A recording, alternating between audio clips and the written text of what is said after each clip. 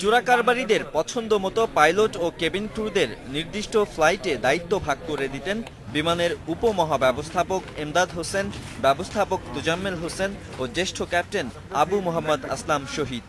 আর এভাবেই কোটি কোটি টাকার সম্পদ গড়েন তারা, বলছে গোয়েন্দারা। 2003-এ রাজধানীর পান্থপথে 6তলা বাড়ি করেন এমদাদ। গুলশান ডিসিসি মার্কেট ও যমুনা ফিউচার পার্কে আছে 2টি দোকান। চড়তেন মার্সিডিজ বেঞ্জে।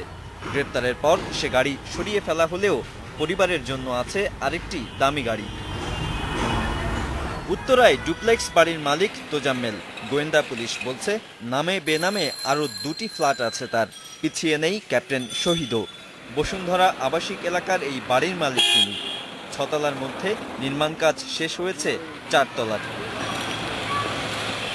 এদিকে এই 3 বিমান কর্মকর্তার সম্পদ অনুসন্ধানের কথা এখনও ভাবছে না দুদক।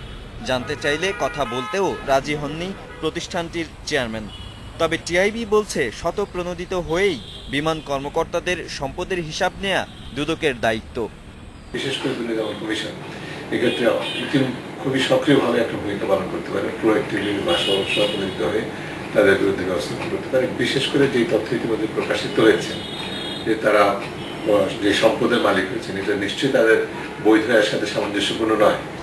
এছাড়া স্বর্ণ চোরাচালান বন্ধে বেসামরিক বিমান মন্ত্রণালয়ের জবাবদিহি নিশ্চিত করার কোনো বিকল্প নেই বলে মনে করেন টিআইবির নির্বাহী পরিচালক। Nadim Mahmud, Independent News, Dhaka.